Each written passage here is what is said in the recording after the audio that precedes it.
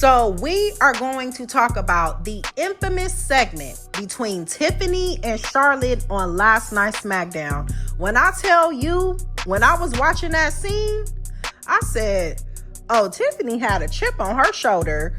She has something to prove to Miss Charlotte and the WWE Universe. Like, honey, you not about to put me in a pot, stir it up, cook it all up, well done, and then toss me out the window, because that's exactly what Charlotte did to Tiffany when they had that sit down and Tiffany was looking like she was reading off the prompter. Now, with this SmackDown, Charlotte could not get a word in. I mean, she couldn't say boo back. The Chicago crowd gave Charlotte nuclear Dominic Mysterio heat, okay? She could not say anything. And that is what gave Tiffany the leg up in that segment. I think Tiffany feels like she got the better of her. I know Tiffany feels like, okay, I got my get back, but I really do believe if Charlotte could have been able to control the crowd, she probably would have been able to rebuttal. Now, you have Tiffany as well. Tiffany Stratton, each time she says something, the girl is walking back and forth. And that, I did not know what was happening. That segment was cringe. It really came off like it was personal and not more like, okay, we're going to give you guys 10 minutes in the ring, you know, whatever. I do not know who produced that segment, but whoever produced that segment, I personally believe they should be fired. Because that was the most cringe-worthy thing I have ever seen before. You have Charlotte, who was standing in one place, but then you have Tiffany, who was just walking back and forth. And that signals to me you are thinking while you're talking, or you're trying to remember what you're saying. And that is a reminder of how green and new Tiffany still is. Which everybody, you know, they get accustomed in their own way. But to me, just watching it, it didn't look like it's comfortable to watch. Like I said, it was very cringe. And I think Tiffany felt like she had something to prove, as I stated earlier. Tiffany didn't want to look like I can't hold my own, because we all know in WWE, when they put you in a sink or swim situation and you drown, you will get pushed right back down to the mid card and maybe less TV time. And I think Tiffany does not want that to happen to her, because of course, you know, she's blowing up. She has her Tiffy time thing going, but I do believe Charlotte couldn't get the crowd together, and then she started to become flustered. I do believe that Charlotte became flustered because Tiffany mentioned her 0-3 marriage. I don't think that was something that was supposed to be mentioned. And then you have you have Charlotte just she's smiling the whole time, just, you know, smiling. Tiffany is not really getting a reaction until she mentions that 0-3. You can kind of see Charlotte's face. And Tiffany just gets out of the ring instantly and just shuts the whole thing down. And then you have Charlotte saying, yeah, that's why Ludwig Kaiser is in my DMs. And it just looked like high school, throwing shots, trying to make the other girl feel some type of way. And that really could have been done a lot better, a lot more credible, for Tiffany's sake at least.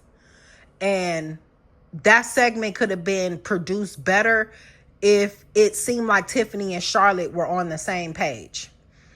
It looks like these two women may possibly come together when they know that their segment is coming up. When you watch the men, now, you know, these photos and stuff leaked out way back when Drew and CM Punk was doing their feud.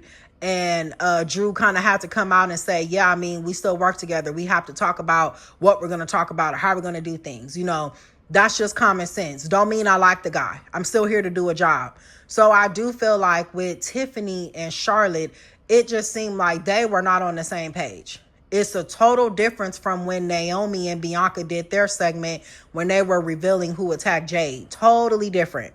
So in this segment, them going off script like they did, it could possibly hurt Tiffany, not Charlotte, really. Because especially if Tiffany wasn't supposed to say that, and then you piss off a top star like Charlotte, a vet like Charlotte is more in favor than Tiffany is.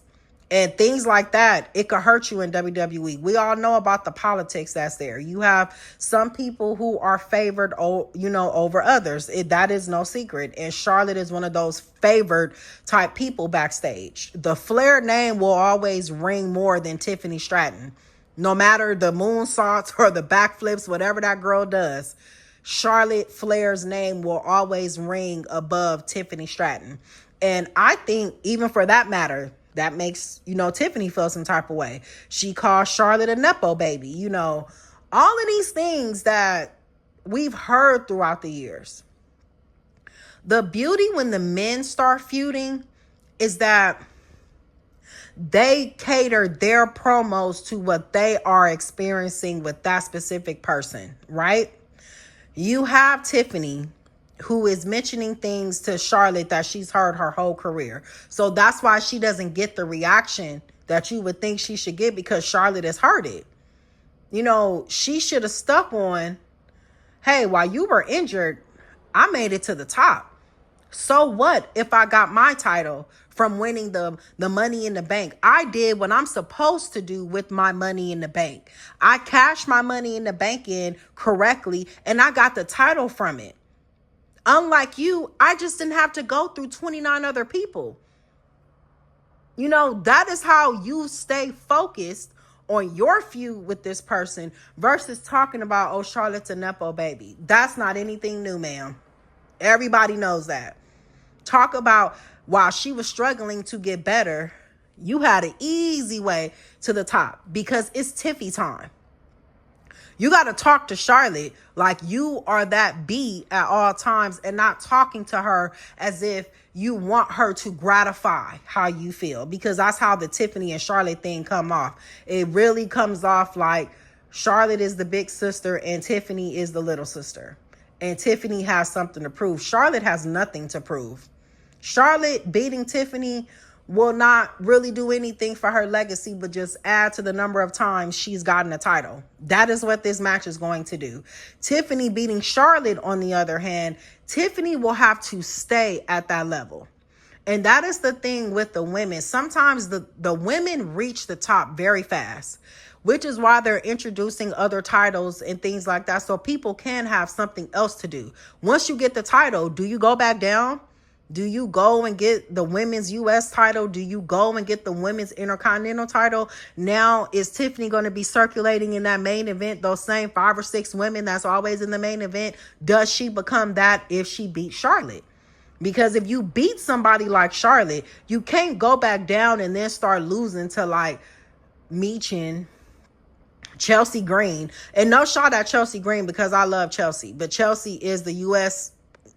champion, women's champion, and that is a mid-card title. So you have Tiffany, who's won the WWE title, who's won Money in the Bank, who is now going on to WrestleMania to face Charlotte.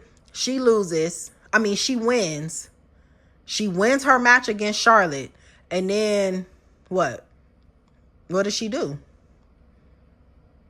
That's the $1 million question. If you have Tiffany lose, she has more things to go after now.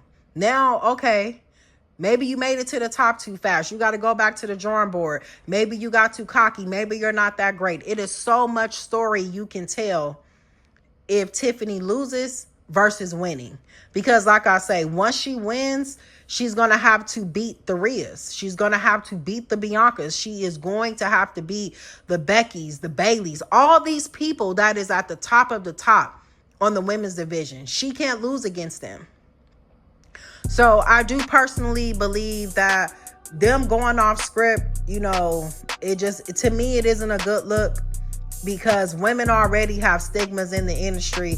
You can't get too personal because people feel some type of way. You can't do this, you can't do that. And with the men, it's more like, hey, bro, dig that knife in. I want you to talk about X, Y, Z. If that's going to make you look good, if that's going to make your character look how it needs to look, that is what I want you to say. But the women are very coddled in WWE. You guys let me know in the comments if you feel the same way. Because if you look at all of the personal segments that these people have had, Drew McIntyre, CM Punk, they go personal. but each one is able to rebuttal, and it don't feel like, oh, you're trying to make me look bad. Cody and John Cena just have one of the most epic promo battles I have ever seen in my whole time of watching WWE. And John Cena made the crowd go from booing him to cheering him because he had to remind you of how great I am. And he just did that on the mic. And John was getting as personal as you can get. Cody didn't get flustered. He stood his ground and he rebutted. Cody held his own, but John Cena still cooked him in the end. That is what this Charlotte and Tiffany segment could have been. And it wasn't. So you guys let me know below what you think. You think it's personal? You think it's real? You think they went off the script? Let me know what you guys think. And I will see you guys again next time when I make another video. Toodles.